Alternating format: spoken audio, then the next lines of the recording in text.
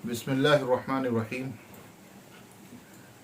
गुज़िश्ता वाक़यात की तरह आज की तालीम में भी सहाबा के ख़ास अमल सामने आएगा, जिसमें ये कि वो अपने अतराफ़ में रहने वाले मुसलमानों की, लोगों की ख़बर रखा करते थे। जो ज़रूरतमंद होता था उसकी जितनी हो सकते थे अपनी ज़ात से या अपने घर वालों से या अपने पैसों से उनकी ज़रूरत को पूरा करना और उनको आराम देने की फ़िक्र किया करते थे। हज़रत इब्न उमर रज़ी अल्लाह तआला अन्हु फरमाते हैं कि एक सहाबी को किसी शख्स ने बकरे की सिरी हदिये के तौर पर दी। उन्होंने ख्याल फरमाया कि मेरे फ़लाँ साथी को ज़्यादा ज़रूरत है, बड़े ख़ानदान वाले हैं वो और उनके घर वाले ज़्यादा मोहताज हैं, इसलिए उनके पास भेज दी। उनको एक तीसरे साहब के मुताल्लिक यही ख्याल पैदा हुआ, उन्होंने उनके पास भेज दी। गर्ज इसी तरह 7 घरों में फिर कर वो सिरी सबसे पहले सहाबी के घर लौट आई। इस किस्से से उन हजरात का आमतौर से मोहताज और ज़रूरतमंद होना भी मालूम होता है, और ये भी कि हर शख्स को दूसरे की ज़रूरत अपने से ज़्यादा मालूम होती है कि वो शख्स ज़्यादा ज़रूरतमंद होगा, उसकी ज़रूरत कैसे पूरी की जाए। अमीरुल मोमिनीन हज़रत उमर रज़ियल्लाहु ताला अन्हु अपने खिलाफत के ज़माने में बसा औकात रात को चौकीदार के तौर पर शहर की हिफाजत भी फरमाया करते थे। एक मरतबा इसी हालत में एक मैदान में गुज़र हुआ, देखा कि एक खेमा बालों का बना हुआ लगा हुआ है जो पहले वहाँ नहीं देखा था।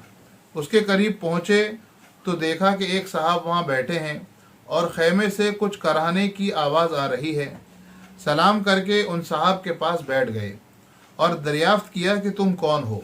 उन्होंने कहा, एक मुसाफिर हूँ, जंगल का रहने वाला हूँ, अमीरुल मोमिनीन के सामने कुछ अपनी ज़रूरत पेश करके मदद चाहने के लिए आया हूँ।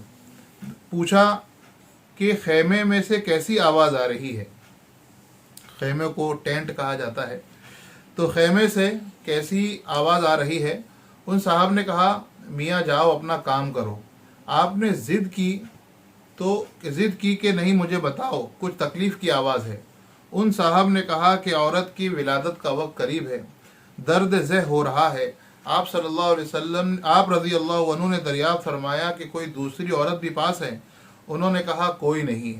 आप रज़ी अल्लाह अन्हु वहाँ से उठे और मकान पर तशरीफ़ लाए और अपनी बीवी हज़रत उम्मे कुलसुम रज़ी अल्लाह अन्हा से फरमाया कि एक बड़े सवाब की चीज़ मुक़द्दर से तुम्हारे लिए आई है। उन्होंने पूछा, क्या है? आपने फरमाया, गाँव के रहने वाली बेचारी तन्हा है, उसको दर्द ज़ह हो रहा है। उन्होंने इरशाद फरमाया कि हाँ, तुम्हें अल्लाह तुम्हें भला करे, मैं तो तैयार ही हूँ।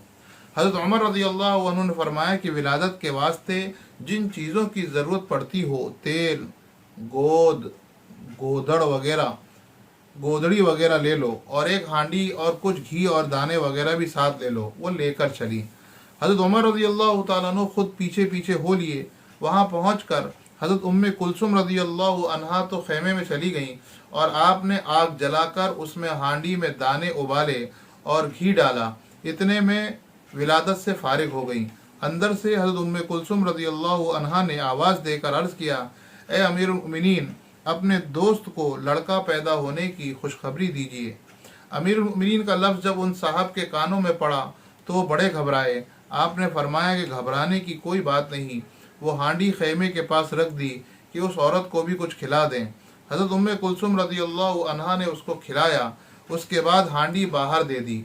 हज़रत उमर रज़ियल्लाहु अन्हु ने उस बद्दू से कहा कि लो तुम भी खाओ, रात भर तुम्हारी जागने में गुजर गई। उसके बाद अपनी अहलिया को साथ लेकर घर तशरीफ़ ले आए और उन साहब से फरमा दिया कि कल आना, तुम्हारे लिए इंतज़ाम कर दिया जाएगा। हमारे ज़माने का कोई बादशाह या रईस नहीं, कोई मामूली हैसियत का मालदार भी ऐसा है जो गरीब की ज़रूरत में मुसाफिर की मदद के लिए इस तरह बीवी को रात में जंगल में ले जाए और ख़ुद अपने आप चूल्हा जलाकर खाना पकाए।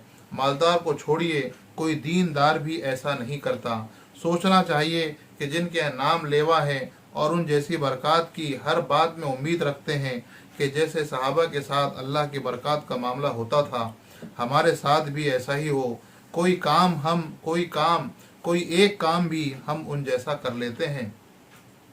سبحان اللہ وبحمدہ سبحانک اللہم وبحمدک ونشہد ان لا الہ الا انت ونستغفرک ونتوب الیک سبحان ربک رب العزة عما یصفون وسلام علی المرسلین والحمد للہ رب العالمین.